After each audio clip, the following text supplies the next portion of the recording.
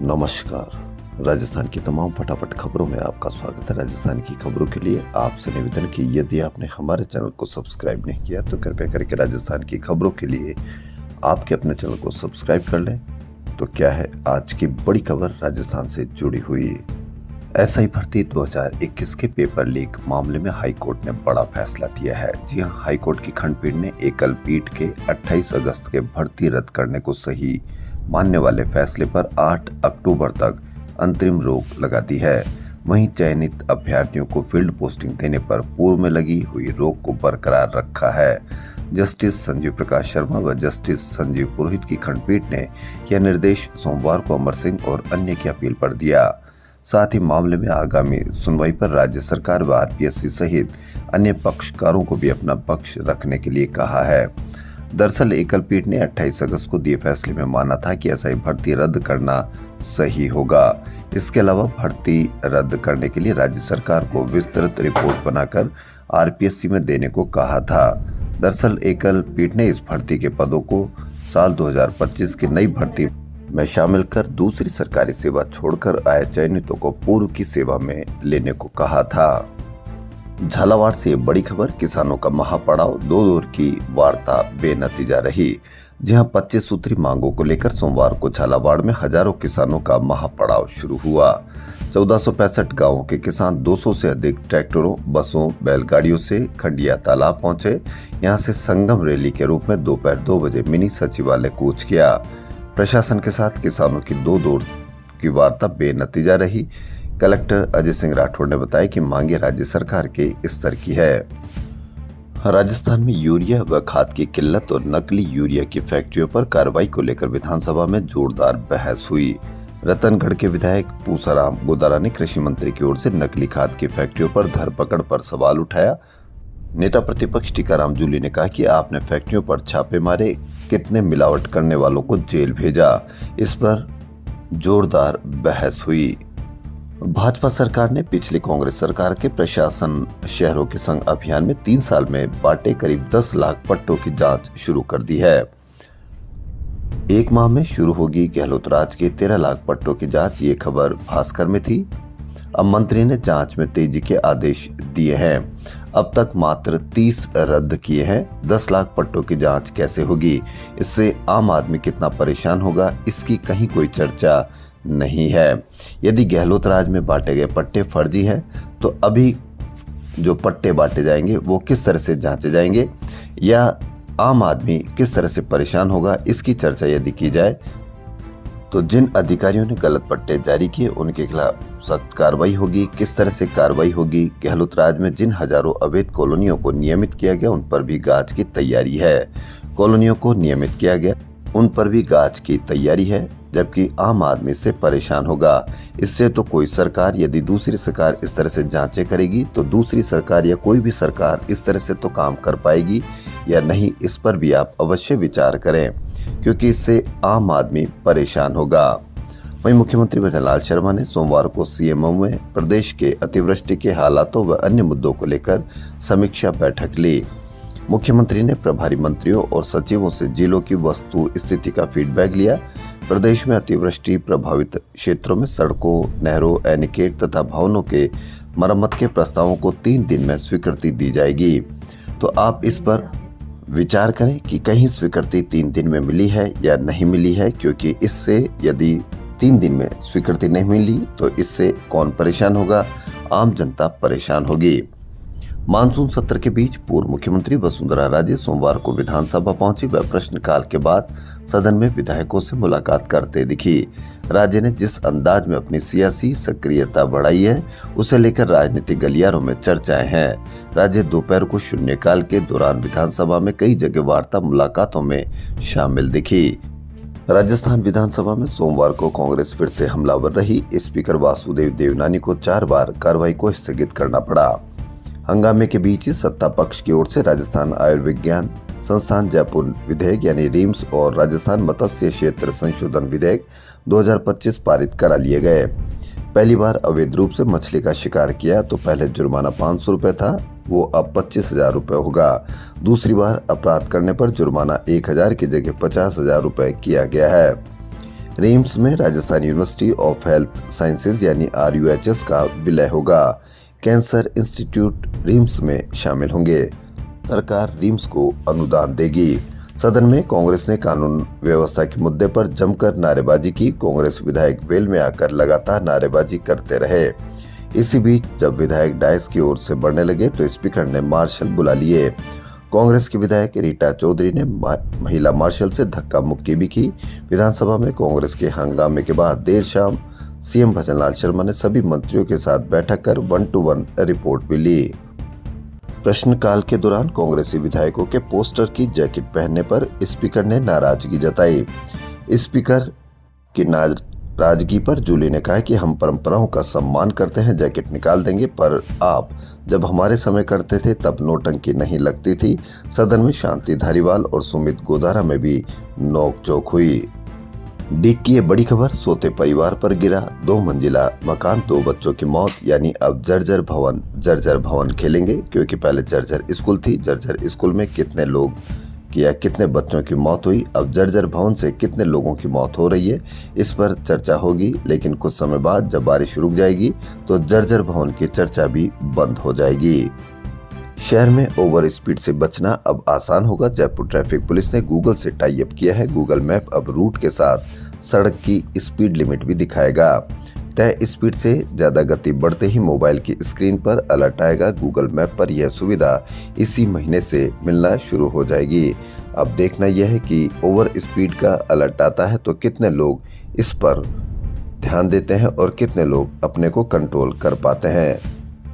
महिला सुरक्षा के लिए कितने न्याय व्यवस्था में कितना राहत होती है या कितना एक्शन होता है, इसकी एक मिसाल देखिए। एससी पर ब्लैकमेल, बार बार कॉल करने का आरोप। मेयर ने कहा APO करो। आयुक्त ने कमेटी बना दी, 7 दिन में देनी थी रिपोर्ट, अब तक नहीं मिली। यानी महिला सुरक्षा सिर्फ बंगाल में ही नहीं, कोलकाता में ही नहीं, कहां पर भी है, यह भी आप इसकी अवश्य एक मिसाल देखिए। ग्रेटर निगम में महिला अधिकारी से अभद्रता के मामले को उच्च अधिकारी गंभीरता से नहीं ले रहे। अधिकारी अभद्रता करने वाले अधिकारी पर कार्रवाई करने के बजाय उसे बचाने में लगे हैं। भास्कर की बड़ी खबर, पीड़िता ने 12 दिन पहले ग्रेटर आयुक्त और मेयर को लिखित में शिकायत की थी। मेयर ने अधीक्षण अभियंता नितिन शर्मा को तत्काल APO करने के लिए नोटशीट चलाई थी। आयुक्त ने APO करने की अपेक्षा 5 अधिकारियों की कमेटी गठित कर दी। कमेटी को 7 दिन में रिपोर्ट देनी थी, लेकिन 12 दिन बाद भी कमेटी ने रिपोर्ट नहीं दी है। महिला अधिकारी ने ऐसी नितिन शर्मा पर गंभीर आरोप लगाए थे। शिकायत में महिला ने शर्मा पर ब्लैकमेल करने, बार बार कॉल करने और गलत समय पर मोबाइल पर कॉल करने का आरोप लगाया है। तो नेता कहते थे कि सुरक्षा में कमी है, महिला असुरक्षित है, लेकिन महिला कहां पर असुरक्षित है, इस पर भी आप अवश्य ध्यान दें। SMS अस्पताल में माइट या पिस्सू के काटने से फैलने वाली स्क्रेप्टाइफस जैसी मौसमी बीमारियों के इलाज के लिए अलग से OPD खोली जाएगी। इमरजेंसी के सामने खुलने वाली OPD क्लिनिक का समय सुबह 8 से रात 8 बजे तक का रहेगा। यहीं पर रजिस्ट्रेशन काउंटर भी बनाया जाएगा। OPD क्लिनिक का समय सुबह 8 से रात 8 बजे तक सभी OPD का रहना चाहिए, क्योंकि जब सुबह 8 से 2 बजे तक रहता है तो बहुत भारी भीड़ होती है, जिसकी वजह से सारा इमरजेंसी पर या OPD पर भार आता है। यदि सुबह 8 से रात 8 बजे तक इसका OPD समय रहेगा तो बड़ी राहत मिलेगी आम आदमी को। ग्रेटर निगम ने सोमवार को जर्जर भवनों पर कार्रवाई की। इन भवनों से गिरने से किसी भी प्रकार की जनहानि या कोई दुर्घटना अनहोनी न हो, इसके लिए 7 जोन की टीम फील्ड में रहकर जर्जर भवनों में रह रहे रहवासियों को समझाइश कर रही है। 5 जर्जर भवन ध्वस्त किए गए हैं। शहर में बम रखने की झूठी धमकियों का सिलसिला थमने का नाम नहीं ले रहा। सोमवार सुबह जयपुर के 5 निजी स्कूलों को ईमेल और फोन कॉल के जरिए बम से उड़ाने की धमकी दी गई थी। धमकी मिलते ही हड़कंप मच गया। पुलिस, बम निरोधक दस्ता, डॉग स्क्वाड, फायर ब्रिगेड और सिविल डिफेंस की टीमें तुरंत मौके पर पहुंची।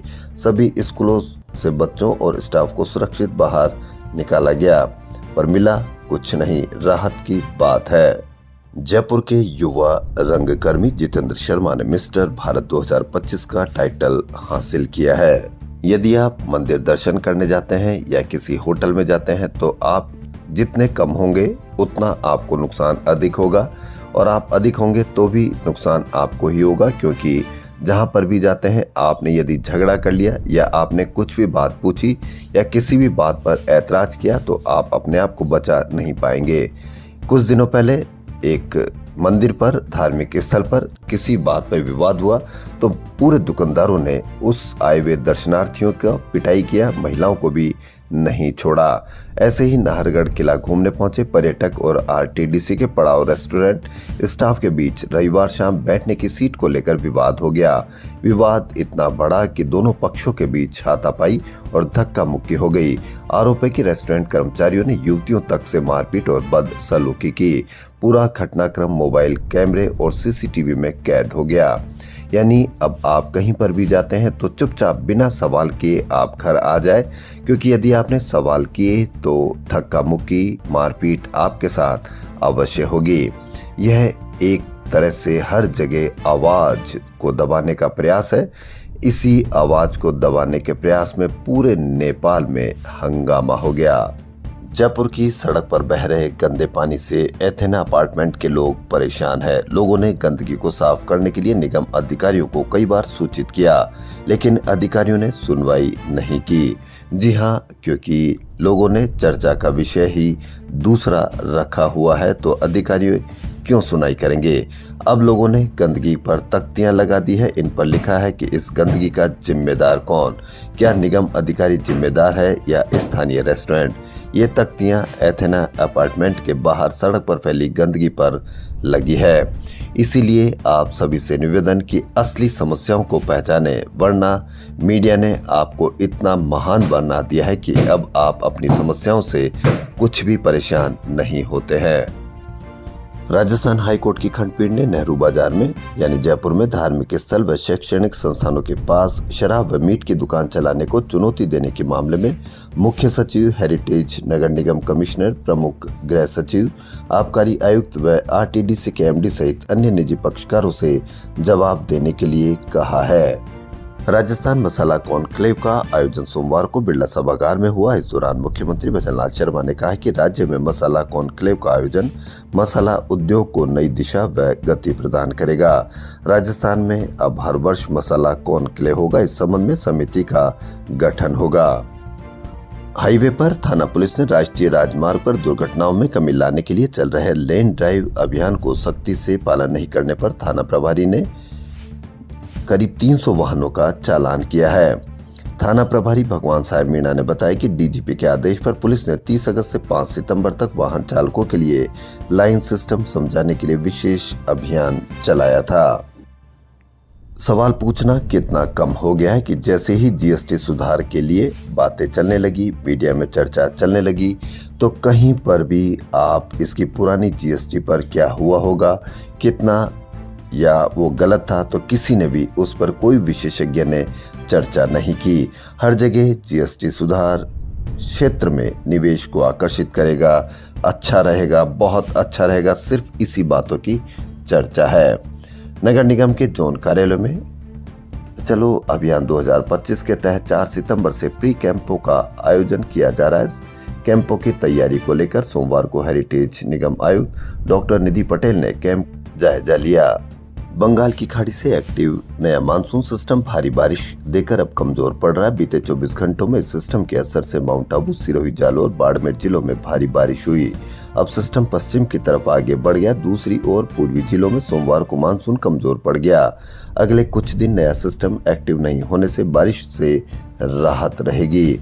वहीं सीजन में औसत बारिश 392.4 मिलीमीटर के मुकाबले 666.46 मिलीमीटर पानी बरस चुका है। यह 69.82% ज्यादा है। पिछले साल अब तक 624.28 मिलीमीटर बारिश हुई थी। राजस्थान के कुल 693 बांधों में से 437 बांध ओवरफ्लो हो चुके हैं। सीकर शहर से बड़ी शर्मनाक घटना।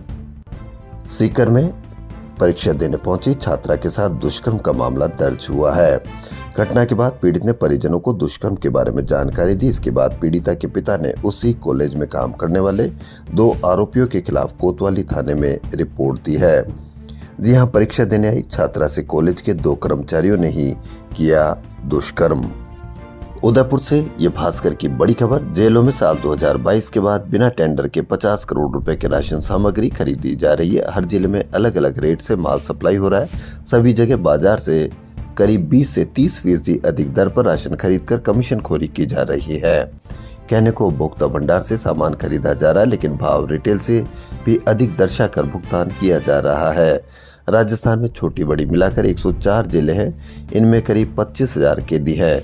इनके खाने के लिए पहले टेंडर व्यवस्था से सामग्री खरीदी जाती थी। 2022 के बाद जेल स्तर पर उपभोक्ता भंडार से सामग्री खरीदी जा रही है। यानी जेल में बंद कैदियों के लिए भी 34 रुपए किलो बाजार में है, वहीं 47 रुपए तक खरीदे जा रहे हैं। आपको मीडिया पर किसका डर दिखाया जाता है? क्या डर इन लोगों का बताया जाता है जो आपके बीच में रहकर आपको ही नुकसान करते हैं? अभी आपने नकली खाद देखी होगी, नकली यूरिया देखा होगा, नकली घी देखा होगा, नकली पनीर देखा होगा। क्या आपने इनमें से किसी भी उन लोगों को पाया जो या जिनका डर आपको मीडिया में दिखाया जाता है या सोशल मीडिया पर जिनका डर दिखाया जाता है? इसीलिए अभी भी वक्त है, आप अपने आप को उन चर्चा पर लगाएं जो असली समस्या है।